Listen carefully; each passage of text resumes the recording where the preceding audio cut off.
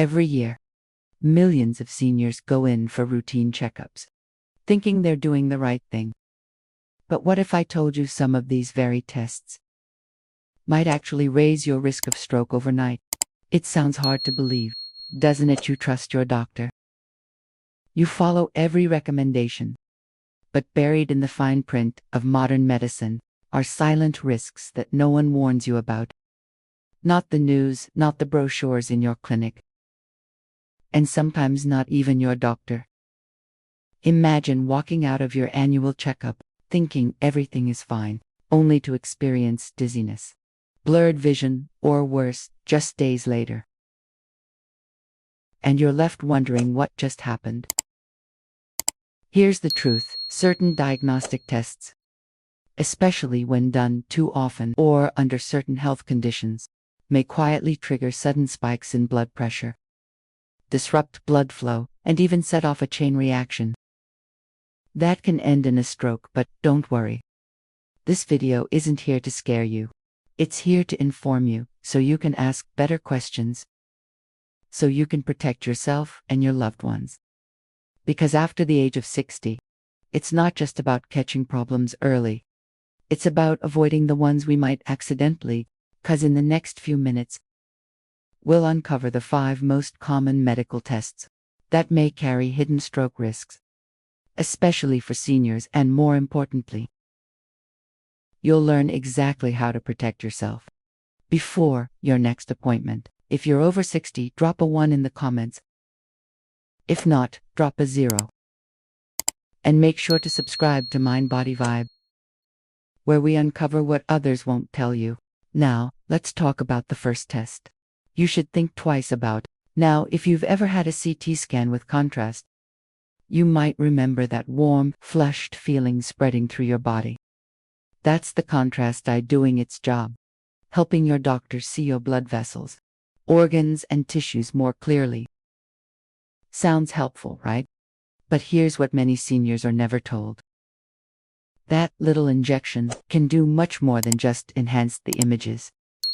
It can quietly put stress on your cardiovascular system, especially if you're over 60 and already dealing with high blood pressure, heart problems, or kidney issues. For some people, the contrast dye triggers a vasovagal reaction, a sudden drop in both heart rate and blood pressure. This can lead to dizziness, nausea, fainting, or even brief unconsciousness. But in other cases, the opposite happens. Blood pressure spikes rapidly, and fragile blood vessels can tighten or go into spasm.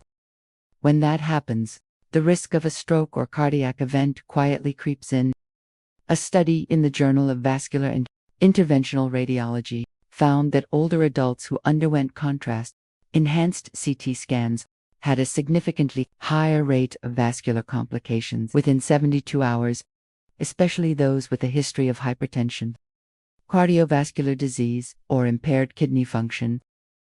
In short, the more vulnerable your system, the more dangerous that contrast dye could become.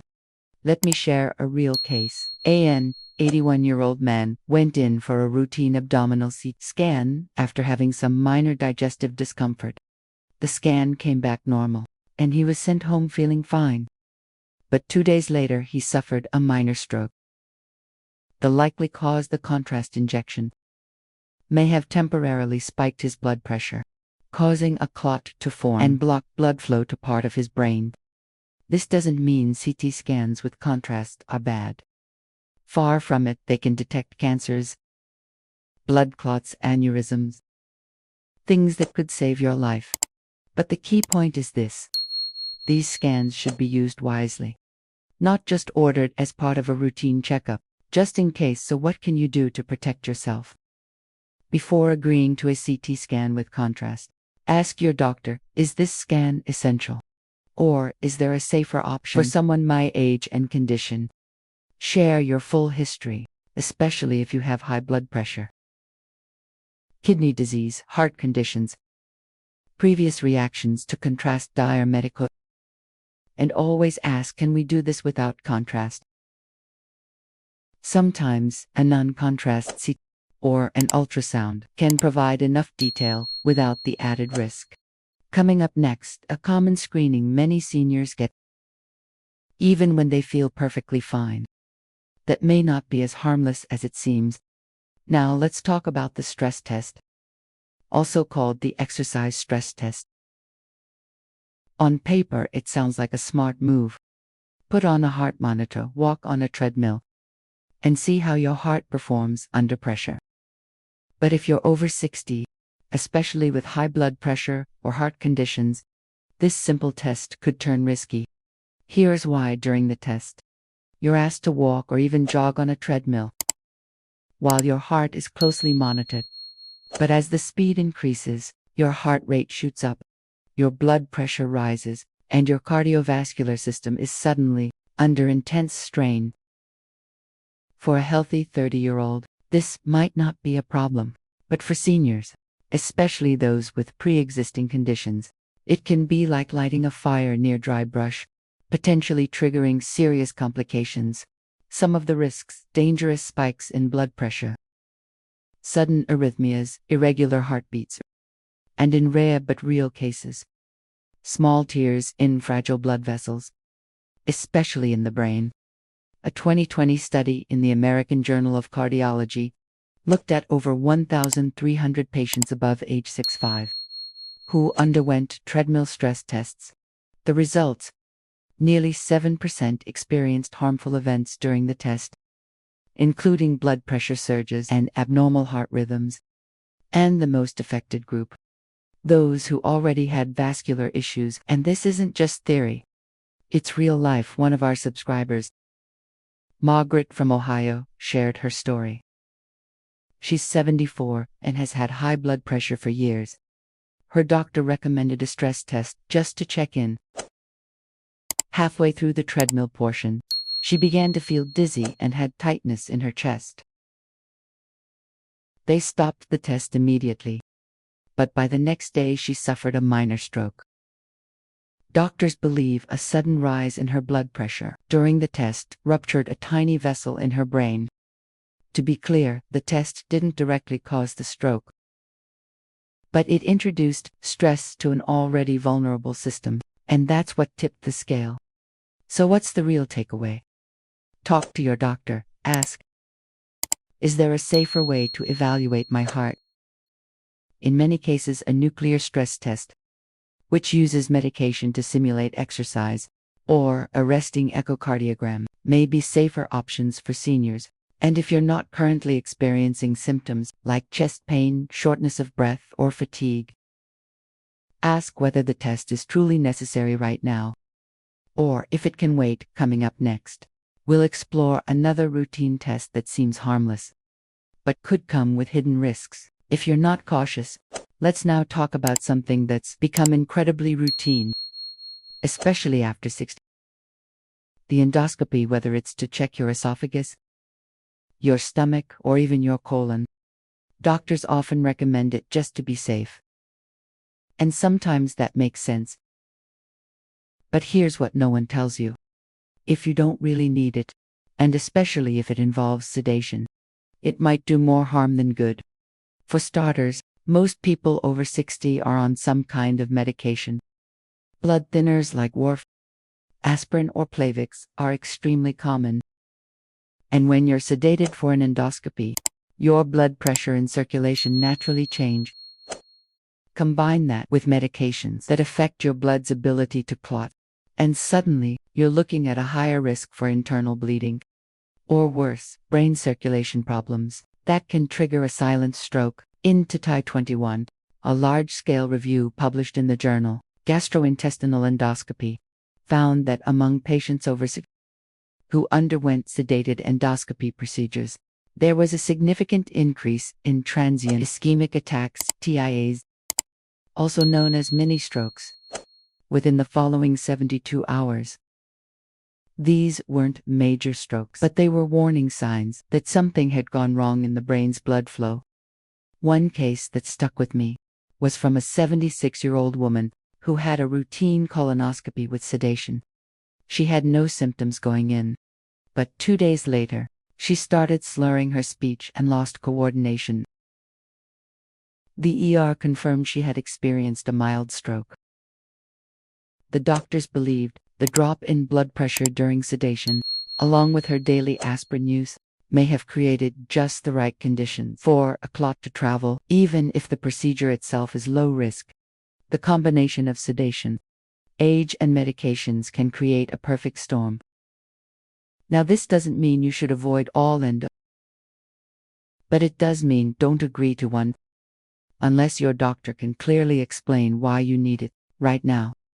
If you're just getting it because it's been a few years, ask if there's a safer way to monitor your condition, especially if you have no symptoms. Always remind your doctor about any medications you're on. Ask them, will I need to stop my blood thinner before this? What are the risks of sedation for someone like me? And if you're uncomfortable with sedation, ask if the procedure can be done without it, or with lighter options. Next, we're going to talk about another test that often flies under the radar. But it's one that involves something many of us never even think about. The kidneys. MR is our powerful tools. They help doctors see deep into your body, spot early signs of trouble, and sometimes avoid unnecessary surgeries. But when a contrast dye is added, usually to get clearer images, that's when caution is needed, especially for older adults, and especially for those with even mild kidney problems. The contrast dye used in misters often contains gadolinium, a heavy metal. It doesn't stay in the body. It's meant to be flushed out by your kidneys, but here's the catch: after 6 kidney function naturally slows down. And if you already have chronic kidney disease or reduced function that hasn't been diagnosed yet, your body may not eliminate the gut as effectively over time. Small amounts can linger. That lingering can be dangerous. Gadolinium retention has been linked to a rare but serious condition called nephrogenic systemic fibrosis, NSF, which causes hardening and thickening of the skin and connective tissues in the worst cases. It can limit movement, breathing, and even lead to organ complications. But here's the part most people don't hear about. Retained gadolinium has also been found in brain tissue.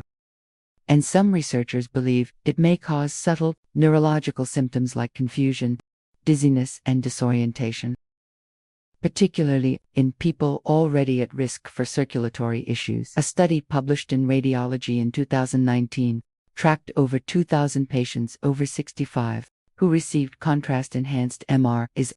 Within a week of the procedure, about 5% reported stroke-like symptoms, headaches, blurred vision, balance problems.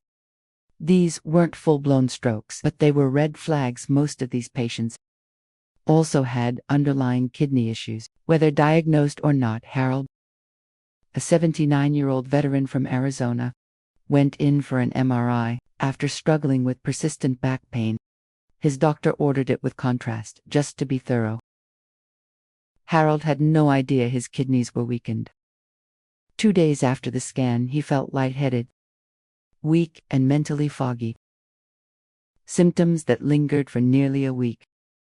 It wasn't until his primary care doctor ran labs that they discovered he had stage 3 kidney disease. "No one warned me," he told us. "Had I known, I would have asked more questions." So here's what you can do. If your doctor recommends a contrast MRI, ask, can we do it without the contrast? Often the answer is yes, if contrast is truly necessary. Request a kidney function test first. It's a simple blood test called age, and it can give your doctor and you peace of mind. Also, let them know if you've ever had strange reactions to imaging tests in the past. Remember, the MRI itself isn't the problem. It's the extra chemical your body may not handle well. With the right precautions, you can still get the answers you need without putting your brain or kidneys at risk. Next, let's turn our attention to a test that seems harmless, even smart to do on a regular basis. But it may be steering older adults toward risky surgeries they never actually needed. The routine carotid artery ultrasound. It's non-invasive, takes just a few minutes, and doesn't involve any needles, dyes, or machines that make loud noises. Sounds like the perfect preventive test, right? But here's what most people over 60 don't know. If you don't have symptoms, and your doctor is just ordering this scan to check, this simple test might lead you down a path to surgery you never needed in the first place. The carotid arteries are the main blood vessels that deliver blood to your brain. Over time, like many vessels in the body, they can develop plaque, little buildups of cholesterol or calcium. That's normal, especially as we age. But not every bit of plaque needs to be removed. In fact, in many cases, it's safer to monitor it than to operate. Here's where things can go wrong. Let's say you get the test, and it shows some narrowing in the artery. Maybe 50% or even 60%. That sounds scary, right? So your doctor refers you to a vascular surgeon, and suddenly, you're being told you should consider a procedure, like a carotid endarterectomy or a stent. But if you had no symptoms, no dizziness, no vision changes, no weakness, these procedures might offer little benefit. And they carry real risks. In fact, a major study, published in the New England Journal of Medicine, followed over 3,000 seniors who had moderate carotid narrowing, but no symptoms. The researchers found that in many cases, surgery did not reduce stroke risk significantly more than medication and lifestyle changes. And more troubling, a small percentage of patients who underwent surgery actually experienced strokes as a direct result of the procedure, either during surgery or in recovery. One story that really hits home comes from Helen, 82, from Pennsylvania. She went in for a checkup, felt perfectly fine, and had a carotid ultrasound because her doctor just wanted to be thorough. It showed 65% narrowing. She was sent for surgery within weeks. Sadly, during the procedure, she suffered a small stroke. She survived, but now lives with partial weakness on her right side. She told us, "I wish I'd known that. Doing nothing might have been safer." So, what should you do? If your doctor suggests a carotid ultrasound, and you have no symptoms, ask, "What are we looking for, and what happens if we find it?" Make sure you understand whether the scan is likely to change your treatment, or simply cause worry.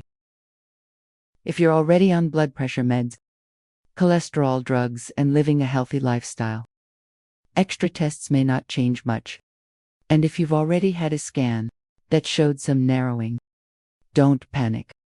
Ask about repeat scans instead of jumping to surgery. And always get a second opinion before undergoing any vascular procedure. Let's wrap this up with some warm advice and a gentle reminder that your health is in your hands. So here's the bottom line. Not every test is dangerous, but not every test is necessary either. Especially after 60, our bodies respond differently.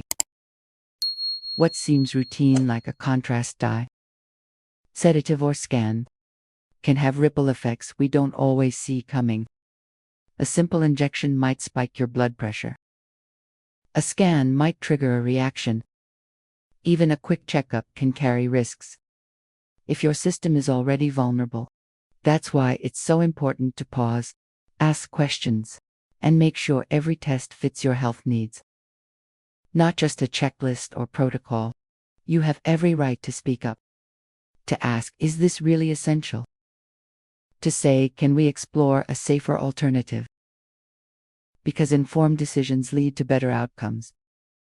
And peace of mind, your health story matters. Your voice matters, and here, we believe every choice should be guided by knowledge, not fear or habit. If you've ever felt strange after a scan or test, or watched a loved one go through something unexpected, drop a 1 in the comments. If not, post a 0. Let's share, connect, and learn together.